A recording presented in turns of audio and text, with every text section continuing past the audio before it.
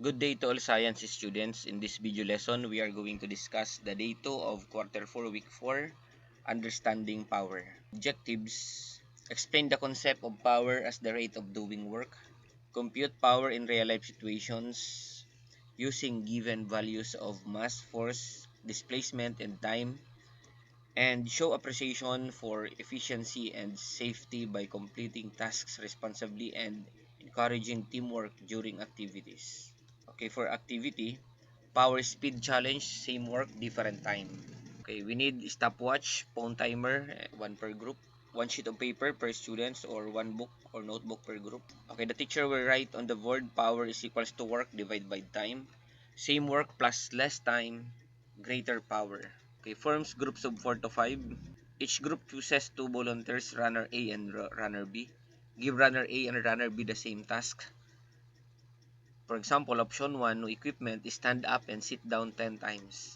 Option number 2, with object, lift a notebook from desk to shoulder level 10 times. Okay, the timekeeper measures how long each runner finishes the same number of repetitions. Record results in the minute table like this. Okay, did they do the same work? Okay, yes. Who had the greater power? Okay, nagkakaroon ng pagkakaiba sa power in terms of the time. Kung same lang yung work and then different time, the shorter time, yun ang mas mataas ang power. What made the power bigger? More work or less time? The lesser time has the greater power. Okay, with the same time but with a greater work, the greater work with the same time has the greater power. Two students lift the same box to the same height, but one finishes much faster. Did both students do the same amount of work? Okay, yes.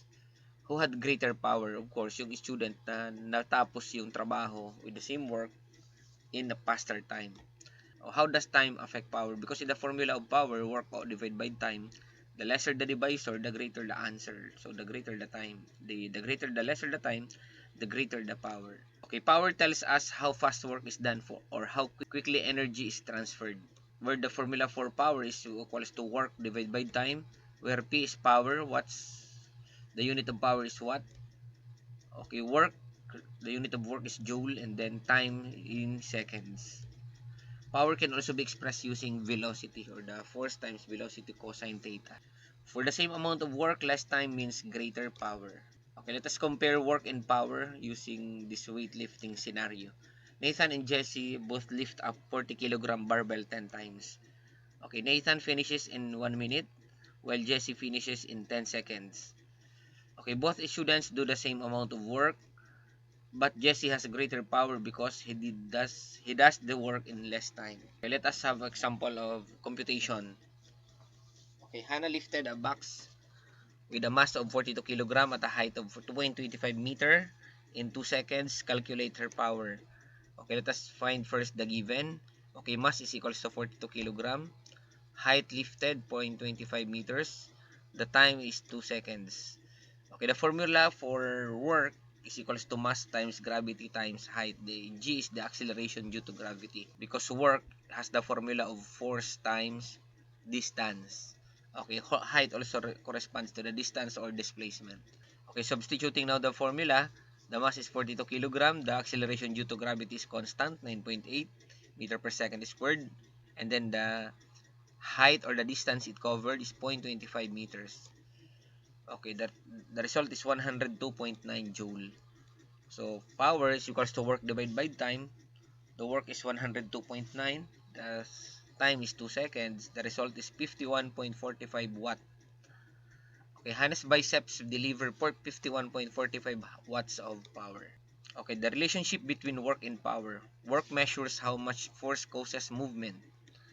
Power measures how fast the work is done. High power means doing more work in less time. Okay, conclusion, power tells us how fast work is done. Even if two people do the same amount of work, the one who finishes in a shorter period of time produces greater power. In real life, power helps us understand efficiency, like why machines or people that do tasks faster are considered more powerful. Okay, for activity, power detective, compute, and explain. Okay, direction, solve the three situations below, show your solution, and write a 1 to 2 sentence explanation for each. Okay, Okay, use the constant value of acceleration due to gravity, which is 9.8 meter per second squared. Okay, situation 1, stair climb. A 40-kilogram student climbs a 2.5 meter staircase in 5 seconds. Okay, find the work done against gravity. Okay, the work is the mass times acceleration to gravity and height. And then find the power, that is work over time. So you, okay, situation number 2, fast versus slow lift. Both students lift the same 10 kilogram bag up by 1.2 meter. Student A takes 6 seconds. Student B takes 3 seconds. Who does more work?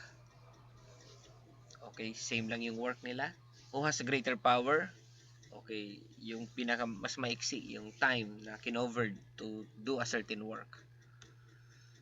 Okay, situation number 3, horizontal push. A 50 Newton force pushes a box for meter in 8 seconds. The same direction.